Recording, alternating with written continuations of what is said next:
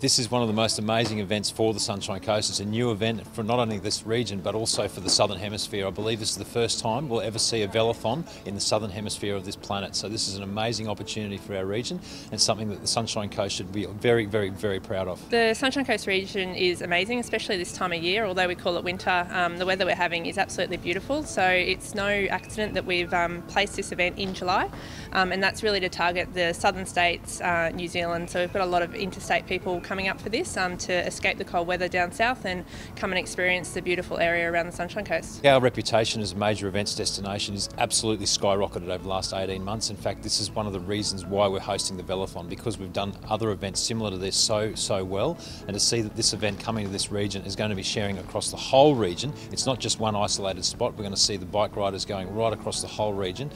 It'll be an amazing spectacle for the whole Sunshine Coast. Across the 3 days, we'll go as far south as Caloundra, Beerwah and Beerburrum, far north as Coolum and Yamundi, and as far west as Kenilworth. So anyone that's coming up will actually get a really good showcase of the whole of the Sunshine Coast and those beautiful hinterland areas.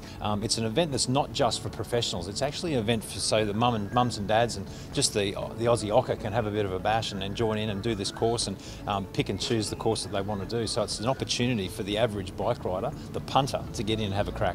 Overall, you do get an overall time, and there's a general classification time for the overall time that you do out there. And then there's short sprint and King of the Mountain sections where the cyclists will have the opportunity to actually race. They will be short road closures for those periods, and they're vying for leaders jersey, sprint jersey and the King of the Mountain jerseys. I think one of the most important things for me is that we put cycling on the map for the Sunshine Coast, and not only for the Sunshine Coast but for the greater Queensland and Australia, because there's not many big cycling events in Australia. I was lucky enough to go down to the tour down under in Adelaide late last year.